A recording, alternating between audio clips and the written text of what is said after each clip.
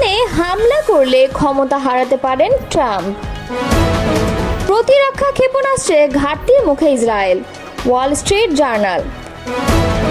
যারা এনসিসি গঠনের বিপক্ষে তারা ফ্যাসিবাদী কাঠামোয় থেকে যেতে চায়, মন্তব্য করেছেন নাহিদ ইসলাম।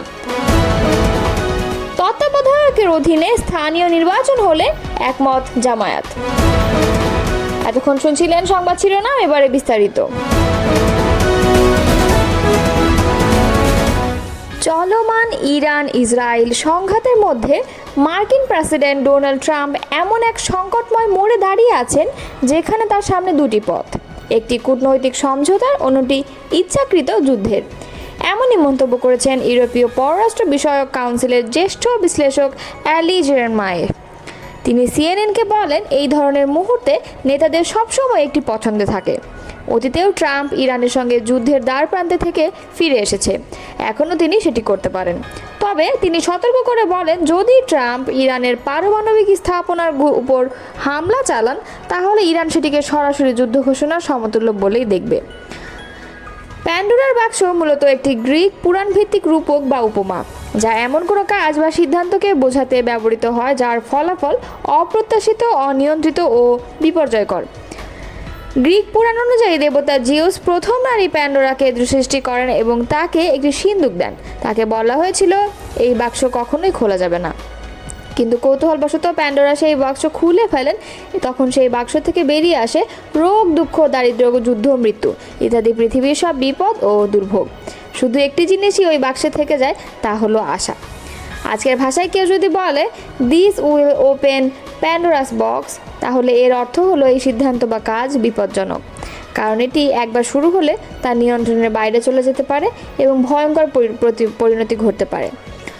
এটি মূলত পূর্ণাঙ্গ যুদ্ধের দিকে নিয়ে যেতে পারে, মধ্যপ্রাচ্যে আগুন ছড়িয়ে দিতে পারে, যুক্তরাষ্ট্র ও মিত্র দেশগুলোতে সন্ত্রাসী হামলার ঝুঁকি বাড়াতে পারে, বিশ্ব অর্থনীতি, জ্বালানির বাজার, শরণার্থী সংকট আরও খারাপ করে তুলতে পারে। জেরেমায়ের ভাষায়, যদি এই প্যান্ডোরার বাক্স একবার খুলে যায় তাহলে পরিণতি কোথায় গিয়ে দাঁড়াবে তা কেউ জানে না। এই যুদ্ধ সম্ভাব্যভাবে ট্রাম্পের পুরো প্রেসিডেন্সিকে গ্রাস করে ফেলবে। তার মতে ইরানের পক্ষে আত্মসমর্পণ কোনো বিকল্প নয়, কেননা ইরান জানে তারা সামরিকভাবে জয়ী হতে পারবে না, কিন্তু তাদের লক্ষ্য হবে এমন এক সংঘাত তৈরি করা যেখানে কেউই বিজয়ী হবে না, সবাই পরাজিত হবে। গত 6 দিন ধরে চলা ইসরায়েল ইরান যুদ্ধ এখন সরাসরি যুক্তরাষ্ট্রকে জড়িয়ে নেওয়ার আশঙ্কায়। ইসরায়েল ইতোমধ্যে তেহরানে বিমান হামলা চালিয়েছে এবং ইরান পাল্টা সীমিত ক্ষেপণাস্ত্র হামলা চালিয়েছে। ট্রাম্প সামাজিক মাধ্যমে ইরানের নিঃশর্ত আত্মসমর্পণ দাবি করে বিতর্ক তৈরি করেছে। সিদ্ধান্ত এখন ট্রাম্পের কাঁধে। এই মুহূর্তে বিশ্বের কূটনৈতিক, সামরিক এবং অর্থনৈতিক স্থিতিশীলতা অনেকাংশে নির্ভর করছে ডোনাল্ড ট্রাম্পের সিদ্ধান্তের ওপর। বিশ্লেষকদের মতে, যুদ্ধ যদি শুরু হয় তাহলে শুধু মধ্যপ্রাচ্য নয়, পুরো বৈশ্বিক ভূরাজনীতি, তেলের বাজার, অভিবাসন সংকট এবং আন্তর্জাতিক নিরাপত্তা ব্যবস্থার উপর তার বিরাট প্রভাব পড়বে। ইসরায়েল বর্তমানে প্রতিরক্ষা ক্ষেপণাস্ত্র আরও ইন্টারসেপ্টরের সংকট রয়েছে বলে জানিয়েছে মার্কিন দৈনিক ওয়াল স্ট্রিট জার্নাল। বুধবার প্রকাশিত এক প্রতিবেদনে সংবাদ মাধ্যমটি জানিয়েছে, ইরান থেকে নিক্ষিপ্ত দূরপাল্লার ব্যালিস্টিক ক্ষেপণাস্ত্র প্রতিহত করার সক্ষমতা এতে হুমকির মুখে পড়তে পারে। পত্রিকাটি যুক্তরাষ্ট্রের এক কর্মকর্তার বরাত দিয়ে জানায়, ওয়াশিংটন বেশ কয়েক মাস ধরেই ইসরায়েলের এই সক্ষমতা সংকট সম্পর্কে অবগত। যুক্তরাষ্ট্র ইসরায়েলের প্রতিরক্ষা ব্যবস্থাকে শক্তিশালী করতে হলে সমুদ্র ও আকাশপথে অতিরিক্ত প্রতিরক্ষা প্রণালী মোতায়েন করছে। তবে ইসরায়েলি সামরিক বাহিনী তাদের গোলাবারুদ সংক্রান্ত বিষয় নিয়ে কোনো মন্তব্য করতে রাজি হয়নি বলে প্রতিবেদনে জানানো হয়েছে। এদিকে গত রাতে ইসরায়েলের দিকে হাইপারসনিক ক্ষেপণাস্ত্র ফাত্তাহ 1 নিক্ষেপ করা হয়েছে বলে জানিয়েছে ইরানের ইসলামিক রেভলিউশনারি গার্ড কোর। এক বিবৃতিতে আইআরজিসি বলেছে, তাদের শক্তিশালী ফাত্তাহ ক্ষেপণাস্ত্রগুলো ইসরায়েলের ক্ষেপণাস্ত্র প্রতিরক্ষার ঢাল ভেঙে দেশটির আকাশের উপর সম্পূর্ণ নিয়ন্ত্রণ আনতে সক্ষম হয়েছে। সিএনএন জানিয়েছে, ইরানের আধা সরকারি মেহের সংবাদ সংস্থা দাবি করেছে ইরান ইসরায়েলের দিকে ফাত্তাহ ক্ষেপণাস্ত্র নিক্ষেপ করেছে, তবে এই দাবির সত্যতা যাচাই করা যায়নি। 2023 সালে ফাত্তাহ ক্ষেপণাস্ত্র উন্মোচন করে ইরান। ইরানের সর্বোচ্চ নেতা আয়াতুল্লাহ আলী খামেনি ক্ষেপণাস্ত্রটির নামকরণ করেন। আইআরজিসি এই ক্ষেপণাস্ত্রকে ইসরায়েল বিধ্বংসী বলে উল্লেখ করেছেন। এটি উন্মোচনের সময় ইরানের রাজধানী তেহরানে একটি বিশাল ব্যানার টাঙানো হয়েছিল, যেখানে হিব্রু ভাষায় লেখা ছিল 400 সেকেন্ডে তেল আবিবে। অন্যদিকে গত কয়েক ঘন্টায় দেশটির বিমান বাহিনীর 50টিরও বেশি যুদ্ধবিমান ইরানের অভ্যন্তরে হামলা চালিয়েছে বলে দাবি করেছে ইসরায়েলি সামরিক বাহিনী।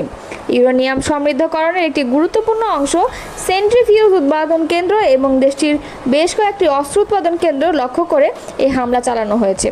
প্রসঙ্গত, গত 5 দিনে ইসরায়েলের বিমান বাহিনীর গোলাবর্ষণ এবং ক্ষেপণাস্ত্র ড্রোন হামলায় নিহত হয়েছেন অন্তত 585 জন। এছাড়াও এই ঘটনায় আহত হয়েছেন আরও 1326 জন। যদিও ইরান সংঘাতের ঘটনায় নিয়মিত মৃতের সংখ্যা প্রকাশ করেনি। গত সোমবার প্রকাশিত সর্বশেষ হালনাগাদে মৃতের সংখ্যা 224 জন এবং আহতের সংখ্যা 1277 জন বলে জানানো হয়েছে। জাতীয় নাগরিক পার্টির আহ্বায়ক নাহিদ ইসলাম বলেছেন, কয়েকটি রাজনৈতিক দল সাংবিধানিক কাউন্সিল গঠনের বিপক্ষে মতামত দিয়েছে। আমরা বলতে চাই, যারা এনসিসি গঠনের বিপক্ষে তারা মূলত ফ্যাসিবাদী কাঠামোয় থেকে যেতে চান।